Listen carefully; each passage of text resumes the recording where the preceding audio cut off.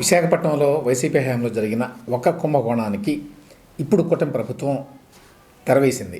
ఏమిటా కుంభకోణం అంటే హైగ్రీవా భూములకు సంబంధించింది.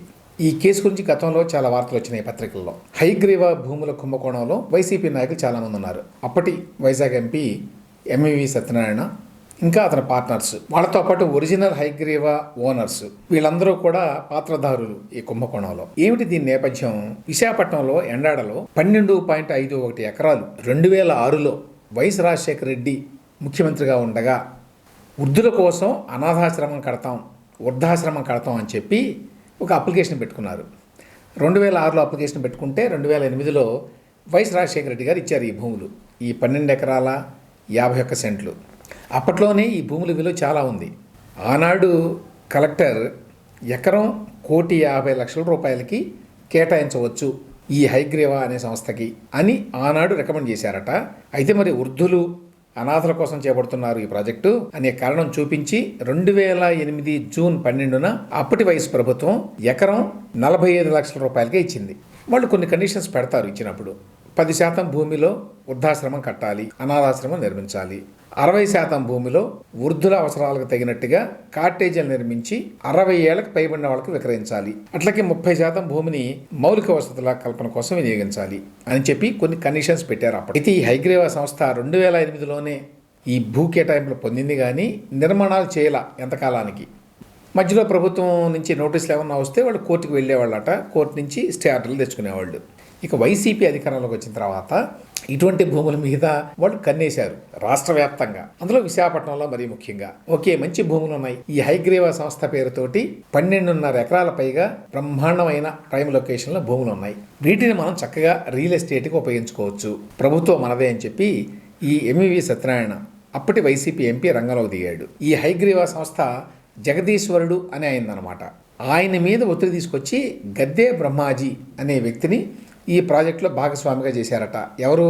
ఎంవివి సత్యనారాయణ గారు భాగస్వామిగా చేసి ఒరిజినల్ ఓనర్ అయినటువంటి ఈ జగదీశ్వరుడి మీద ఒత్తిడి తీసుకొచ్చి ఈ గద్దే బ్రహ్మాజీ అనే వ్యక్తికి 75% వాటాలు హైగ్రీవా సంస్థలో వచ్చేట్టుగా చేశారు. ఇంటర్న్ ఈ బ్రహ్మాజీ గారు ఏం చేశారు? ఎంవివి సత్యనారాయణ గారికి మరొక సన్నిహితుడు ఉన్నాడు. ఆయన పేరు జీవి గన్నమనేని వెంకటేశ్వరరావు. ఈ జీవికి బ్రహ్మాజీ చేత జీపీఏ చేయించారట. అంటే జనరల్ పవర్ ఆఫ్ అటార్నీ రాయించారు. భూముల మీద హక్కులన్నీ కల్పించారు. అధికారం చేతిలో ఉంది కదా అప్పుడు. అంటే ఇప్పుడు భూములు వాళ్ళ హ్యాండ్ ఓవర్లోకి వచ్చినాయి. సో ఇప్పుడు ఏం చేయాలి? అక్కడేమో వృద్ధాశ్రమం, అనాథ శరణాలయం కట్టే ఉద్దేశంతో కాదు కదా ఇదంతా చేసింది. దీనికి చక్కగా రియల్ ఎస్టేట్ వాల్యూ బ్రహ్మాండంగా ఉంది. ఆ రియల్ ఎస్టేట్ వాల్యూను మనం అన్లాక్ చేయాలి, అందులో నుంచి మనం బోర్డంతా డబ్బు సంపాదించాలి, అది ఐడియా. సో ఈ ఉద్దేశంతో వీళ్ళు 32,857 గజాలని ప్లాట్లుగా విభజించి అమ్మేశారట. వీటిల్లో బ్రహ్మాండంగా విల్లాలు కూడా కడుతున్నారు.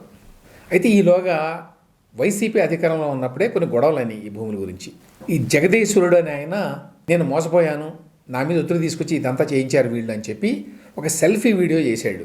నన్ను భయపెట్టి ఎంవివి అట్లాగే జీవి వీళ్ళిద్దరూ కూడా ఈ భూమిని దక్కించుకున్నారు. వాళ్ళు ఈ బ్రహ్మాజీ అనే అతను తీసుకొచ్చి నా దగ్గర పెట్టారు, నాకు తెలియకుండా నా భూములు కొట్టేశారు, ఇట్లాంటివేవో ఆరోపణలు చేశాడు ఈ జగదీశ్వరుడు అని ఆయన. ఎప్పుడు? 2021 డిసెంబర్లో.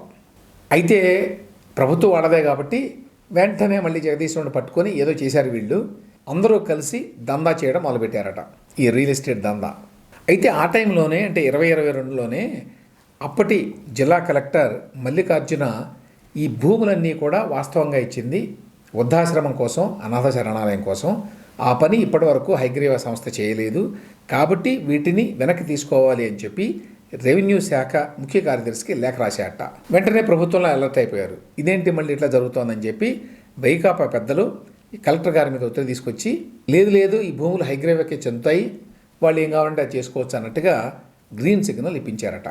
2023 మే నెలలో జీవీఎంసీ అధికారులు ఆగమేఘాల మీద హైగ్రీవా ప్రాజెక్టుకి ఒక్క రోజులోనే మొత్తం అనుమతులన్నీ ఇచ్చేశారట. అక్కడ ప్లాట్లు చేసుకోవడానికి, విల్లాలు కట్టుకోవడానికి అన్ని రకాల అనుమతులు. 2024లో ప్రభుత్వం మారింది. ప్రభుత్వం మారిన వెంటనే ఈ జగదీశ్వరుడు అని ఆయన మళ్ళీ ప్లేట్ ఫిరాయించి 2024 జూన్లో ఆరిలోవా పోలీస్ స్టేషన్లో ఈ చిలుకూరి జగదీశ్వరుడు గారు మళ్ళీ ఫిర్యాదు చేశారట. నన్ను భయపెట్టి ఎంఓయూ చేసుకున్నారు, ఎంఓయూ పేరు మీద ఖాళీ కాగితాల మీద సంతకాలు చేయించుకున్నారు, 500 కోట్ల రూపాయల విలువైన భూములు ఇవి, వీటిని కాజేశారు అని. దీని మీద వెంటనే ఈడీ దృష్టి పెట్టింది, ఎన్ఫోర్స్మెంట్ డైరెక్టరేట్. ఏంటి ఈ గొడవంతా ఏంటి, 500 కోట్లు ఏంటి, ఇన్ని కోట్లు ఏంటి, ఏం జరుగుతుందని చెప్పి వాళ్ళు మనీ లాండరింగ్ నిరోధక చట్టం కింద ఈడీ వాళ్ళు గత ఏడాది అక్టోబర్లో, అంటే 2024 అక్టోబర్లో సోదాలు చేసి వీళ్ళంతా చాలా ఒప్పందాలు చేసుకున్నారు. 21-22 సంవత్సరాల్లో 30 కంటే ఎక్కువ సేల్ డీడ్లు ఉన్నాయట.